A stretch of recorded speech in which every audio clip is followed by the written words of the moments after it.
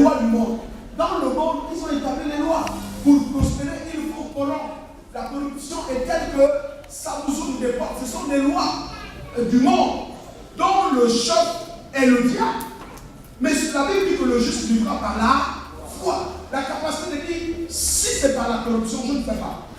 Et si Dieu est Dieu et qu'il m'a appelé, Dieu agira selon sa parole. Donc, un temps, le péché et la jouissance, c'est pour un temps. Mais Moïse a compris que si je peux faire la vie dans le palais, il y a beaucoup de choses agréables dans le palais. Mais toutes ces choses prendront forcément une fin. Le but de l'ennemi, c'est d'éteindre la vocation en vous. Et il dit que, oui, regardant le propre de Christ. Dites avec moi, regardons. Regarde ton frère, regardons. Le propre de Christ. Oui. Comme une richesse plus grande. Comme une richesse plus grande que le trésor de l'Égypte. Aïe, aïe, aïe. L'Égypte était un pays puissant, militairement, économiquement, politiquement, et même démographiquement. L'Égypte était l'une des plus grandes puissances à cette époque de Moïse. Donc Moïse se retrouvait comme le fils de la princesse.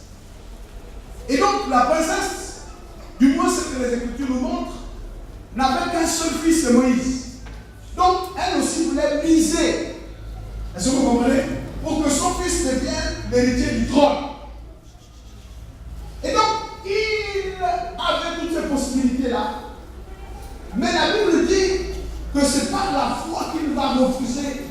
Ça veut dire s'il refuse, il réduit également la loi de l'héritage. Est-ce que vous suivez? Ça veut dire que s'il dit non à la fille de Pharaon, il dit aussi non au trône, non aux avantages qu'il avait. Mais c'est par la foi. Et la Bible nous montre quelque chose où nous passons outre quand nous disons qu'il dit regardons l'opprobre de Christ. Comment? Comme une richesse plus grande. Comme une richesse plus grande Que les trésors d'Égypte. que les trésors de l'Égypte. Regarde ton frère, il dit regardons. Regarde notre personne, il dit regardons. Je parle de l'atmosphère de la foi.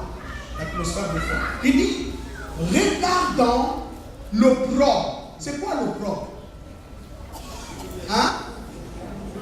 La honte, l'humiliation, tout ce que vous pouvez imaginer, l'ignominie et tout, ainsi de suite. Mais il a vu ça comment? Moïse, et comment a-t-il vu l'opprobre de Christ? Et non seulement il a vu l'opprobre de Christ, il a examiné ça davantage pour se rendre compte que de cet opprobre sort quelque chose de puissant, plus puissant que les trésors d'Égypte. Si j'étais quelque part, on allait me dire Amen. Est-ce que quelqu'un peut dire Amen? Je vais vous entendre plus fort. Amen. La première question que je voudrais vous poser, comment Moïse, d'abord, il ne connaissait pas Christ. Alléluia. Il ne le connaissait pas, il ne savait rien de tout ça. Il était dans le palais, il a grandi, il ne savait rien de tout ça. On va certainement dire que le peuple, depuis l'ancien temps, était dans l'attente. On peut essayer de penser, oui, mais dans quelle attente? Nous ne savons pas parce que personne ne savait comment ce Messie devait venir. Ils avaient conçu une avenue glorieuse. Mais lui, il a vu l'opprobre de Christ, la souffrance de Christ, la honte de Christ. Il en a examiné et il s'est dit, tiens, je dois quitter les trésors d'Égypte. C'est une réjouissance pour un temps. La question, comment a-t-il vu ça? Dis à celui qui est à côté de toi, la foi. Alléluia. Ça, c'est intéressant. Hein? Il l'a vu. Ça veut dire quelqu'un qui a existé plusieurs siècles avant Jésus-Christ. Mais il l'a vu. Et vous savez aussi ce que moi je trouve. Vous savez, quand je lis les Écritures, je m'arrête un instant pour bien réfléchir. Dans ces mots clairs. Même s'il aurait bien vu, hein, il savait que ce qu'il était en train de vivre devrait arriver, lui, il serait déjà mort. Comment a-t-il été capable de voir et de se connecter à ce grand trésor plus grand que celui des Égyptiens?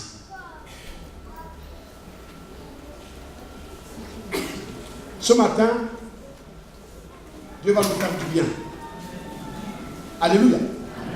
Vous savez, toute vie chrétienne sérieuse commence par ce que nous voyons. Vous me suivez? Ce que nous avons vu. C'est là le vrai sens de la foi. La foi véritable voit. Dis à ce qu'on fait, la foi véritable voit. Donc je vois ici Madame le proviseur. Oui, bon. Ouais. Je vois ce que lui, juste à côté de voilà. Vous comprenez? Et je commence, à partir de ce que je vois, à avoir une attitude différente. Est-ce que vous vous souvenez? Une attitude différente.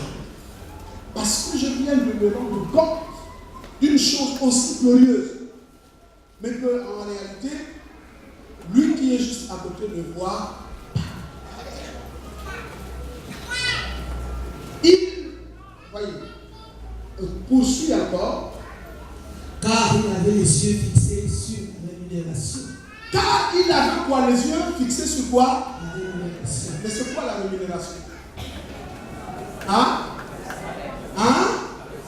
La récompense. Ça veut dire qu'il s'est dit, la foi, hein? Il s'est dit, je dois recevoir en retour quelque chose. Cette rémunération, il a essayé de faire un calcul simple.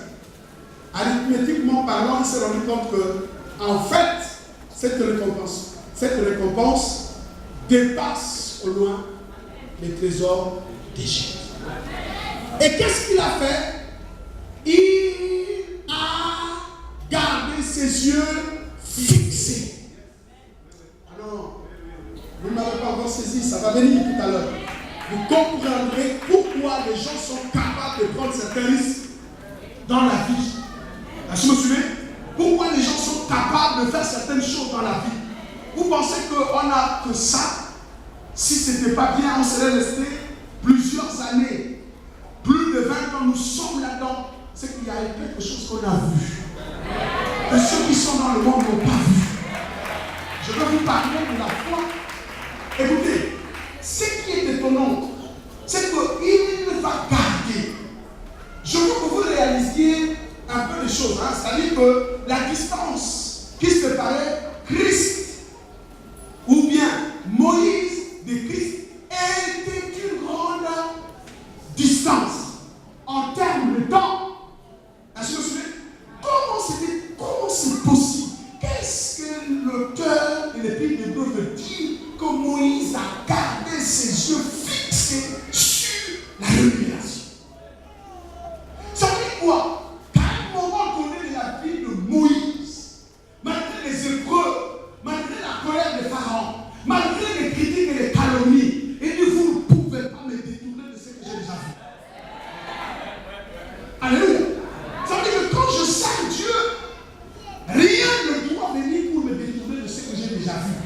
Je sers Dieu, que je mange, que je ne mange pas, que je m'habille, que je ne m'habille pas, que vous parliez, que vous ne parliez pas, que vous m'aimez, que vous ne m'aimiez pas. Je vois quelque chose, mes frères. J'ai mes regards fixés sur cette chose.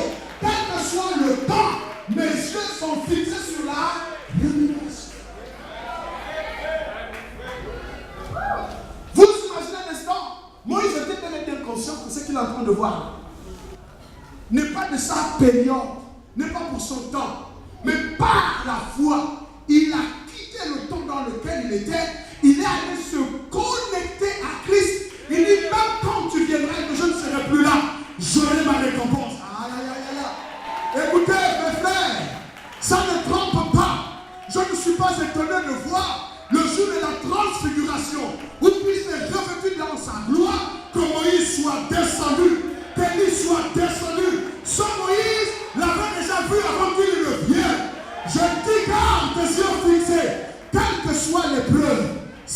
as vu, tu l'auras. Alléluia. L'atmosphère de la foi. Ce que je voudrais partager avec vous ce matin, c'est l'atmosphère. Vous savez, il y a une atmosphère extérieure. Il y a une atmosphère intérieure. Il paraît que quand il fait froid, le corps à l'intérieur est comment? Chaud. Vous ne trouvez pas que c'est... Ça veut dire quand il fait froid, le corps règle à l'intérieur. Ça veut dire quoi? Froid à l'extérieur, mais chaud à l'intérieur. Est-ce que vous me suivez? Ça veut dire que j'ai froid à l'extérieur, mais à l'intérieur, j'ai chaud. Ce que je vais dire avec vous, c'est que votre esprit est un monde. Vous m'avez suivi? Écoutez, continue un peu la lecture. C'est par la foi qu'il quitta l'Égypte. C'est par la foi qu'il quitta l'Égypte. Quitta l'Égypte. Sans être effrayé de la colère du roi. Vous imaginez l'attitude de Moïse? Pharaon n'est pas un petit, il a des chars en milliers. Mais il doit quitter l'Égypte. Je dis que Moïse doit quitter l'Égypte. Mais de l'autre côté, il voit Pharaon. Vous savez que si Moïse n'avait que Pharaon dans ses yeux, il ne quitterait pas l'Égypte. Vous me suivez? Écoutez, pourquoi Moïse quitte l'Égypte? Oui. Car il se montra ferme. Il se montra comment? Ferme. La foi engage votre fermeté. Il se montra comment? Il se montra comment? Je dis à quelqu'un, quelles que soient les preuves, reste ferme. Je dis reste ferme. Si Dieu t'a dit, il y a des gens parfois, Dieu t'a dit que tu es guéri. Tu sens les manifestations de la guérison à l'intérieur de toi, mais la suggestion extérieure est en train de pouvoir briser toute l'assurance que tu as. Mais je dis la foi c'est rester ferme. La foi c'est rester ferme. Quel que soit ce que vos yeux regardent de l'extérieur, vous devez rester ferme. Oui. Comme voyant celui qui est invisible. Ça veut dire que, voyons celui qui est invisible, oui. C'est par la foi. C'est par la foi qu'il fit la Pâque. Ok. Dites avec moi à la foi. Pourquoi Moïse est parti d'Égypte? Parce que Moïse refusait devant Dieu. Ce Dieu du buisson ardent là, il a refusé d'aller parce qu'il connaissait la puissance de Pharaon. Il a dit à Dieu, envoie quelqu'un d'autre. Quant à moi, je ne pars pas. Pour quelle raison je ne fais pas par Dieu? Il dit que je vais réparer ça. C'est moi qui ai créé tout ça là, donc je vais réparer. Et Dieu le convainc. Et il dit à Dieu, je ne pars pas. Tu peux dire à Dieu, tu connais Pharaon? Toi, tu ne connais pas Pharaon. Pharaon, ce n'est pas un gars que je vais aller dire que non, mon Dieu m'a dit. Il va même me dire, quel est ce Dieu-là? Donc je ne pars pas. Finalement, quand Dieu l'a forcé, en réalité, Moïse n'est pas parti parce qu'il était convaincu. Dieu l'a forcé. Parce que quand Moïse a dit, envoie quelqu'un d'autre, la Bible dit que la colère de l'Éternel s'enflamma contre Moïse. Il dit, oh pardon, ici là que tu me poursuis, tu me tues. Il est parti parce qu'il a vu la colère de Dieu. Ce n'est pas parce qu'il s'est laissé vraiment convaincre. Donc quand il arrive, il a toujours cette pensée-là. Dès qu'il arrive, et le temps de partir va arriver, la Bible montre un roi plus grand que Pharaon. Est-ce que vous suivez? Quand il a vu l'Éternel, parce que quand vous entendez le terme éternel, je me suis révélé aux autres dans mon nom de quoi? De Jéhovah, ok? Mais là, en Égypte, je veux me révéler au nom de l'Éternel. Pourquoi il y aurait de l'Éternel? Parce que l'Éternel des armées. Parce qu'il fallait une armée supérieure à celle de Pharaon pour détruire la puissance militaire de Pharaon. Donc quand Moïse est assis, il dit comment je veux faire? Il ouvre ses yeux, il regarde des armées, des armées, des armées, des armées. Et l'Éternel assis sur son trône en train de dire, il a dit, Pharaon, quelle que soit ta colère, la colère de Dieu est plus grande que ta colère. Quelle que soit ton armée, l'armée de Dieu est plus grande. Puisque j'ai vu, qu'est-ce que j'ai à craindre? Puisque j'ai vu ta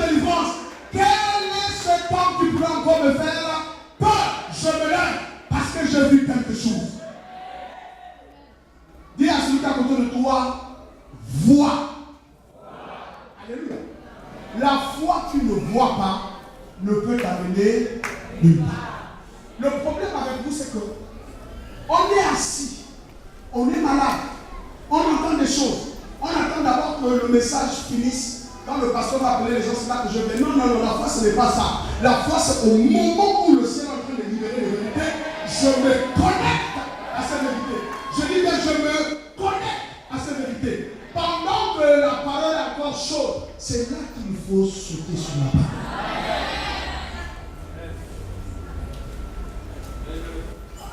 La foi. Maintenant, je veux vous expliquer ce matin de l'atmosphère intérieure. La foi.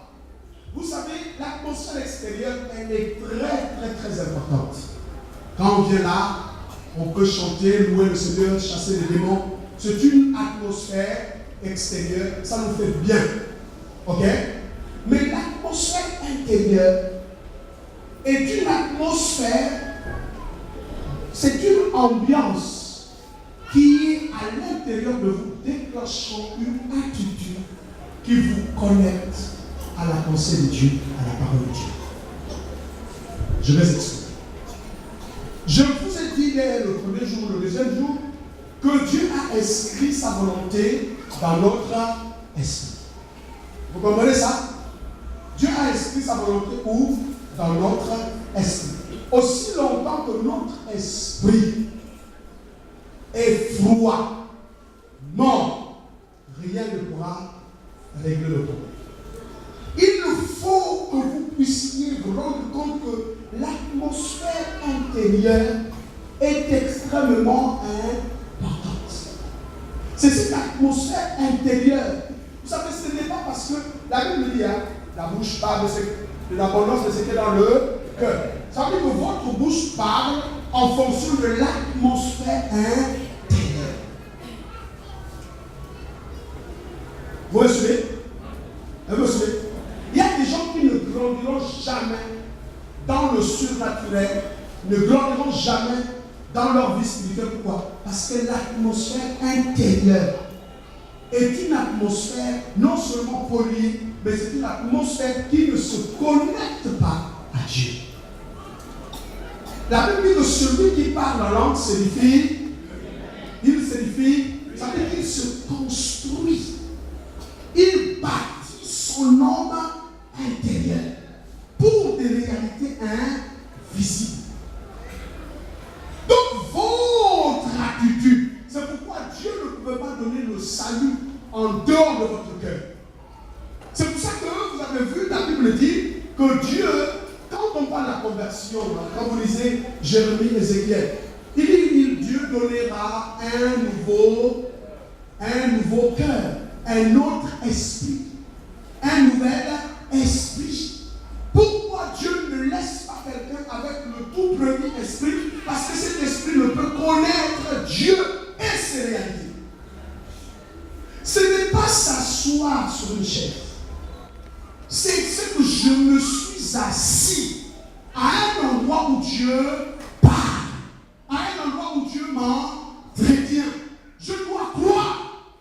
Je crée à l'intérieur de moi une atmosphère favorable à l'action de Dieu. Est-ce que quelqu'un m'entend? Est-ce que quelqu'un m'entend?